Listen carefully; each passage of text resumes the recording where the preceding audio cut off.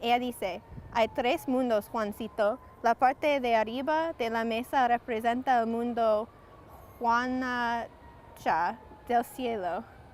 Aquí ponemos la escalera, la cruz, la luna y el sol. El centro de la mesa representa el mundo Caipacha de la tierra. Aquí ponemos las tanahuahuas, las comidas favoritas del abuelo y el cerdo con un locoto en la boca para espantar a los malos espíritus.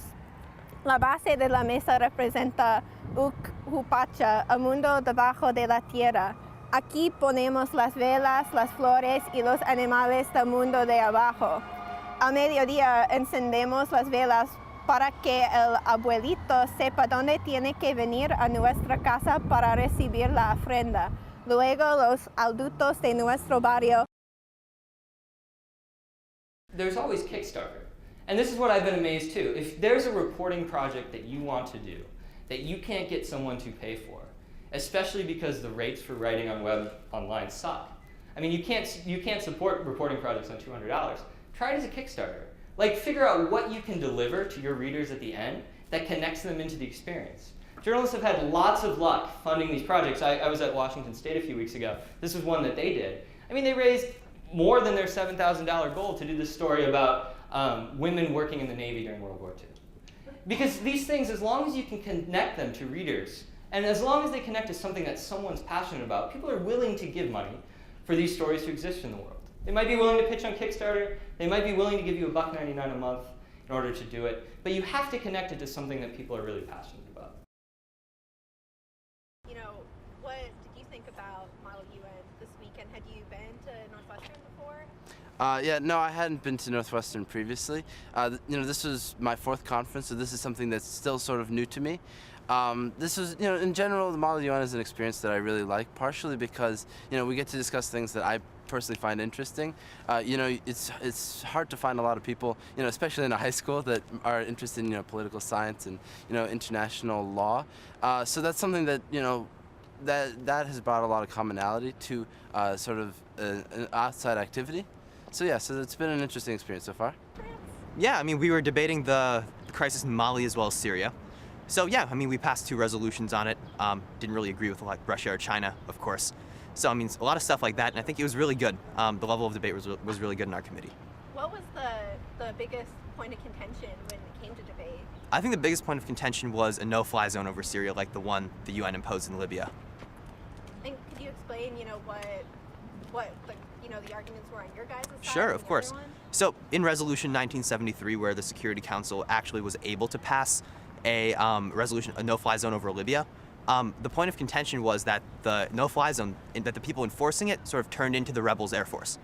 So it was a very one-sided thing. So that was the main point of contention about whether or not we should have that. And how did you feel about what the result was? I mean, Russia vetoed it, so not great, but it's okay. I think it was well run, and we did some very cool stuff. Okay, so what do you think's the coolest thing you did, and how's it different from a regular weekend for you? Well, I did something, and I thought it was just like fun in general. I like going to the Model UN conferences. I have interest in them. And so you were talking to him about Chicago in the 1960s. Did you participate in that? No, I was in the International Court of Justice. That was just a different committee sort of thing. So what did you guys decide in the International Court of Justice? There were 3 topics. There was United States drone strikes in Pakistan, in which we ruled the United States was in violation of international law.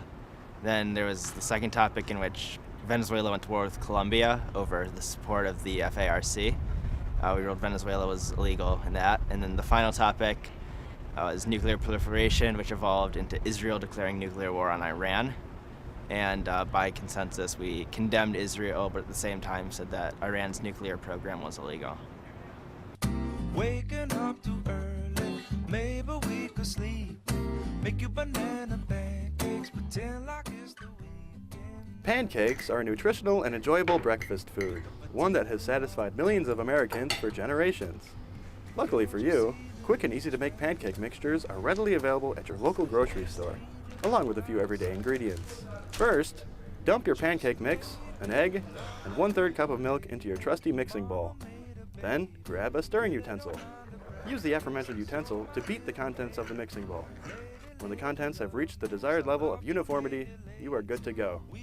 Next, grab your trusty frying pan and lather it up with some butter. Place your buttery frying pan on the stove.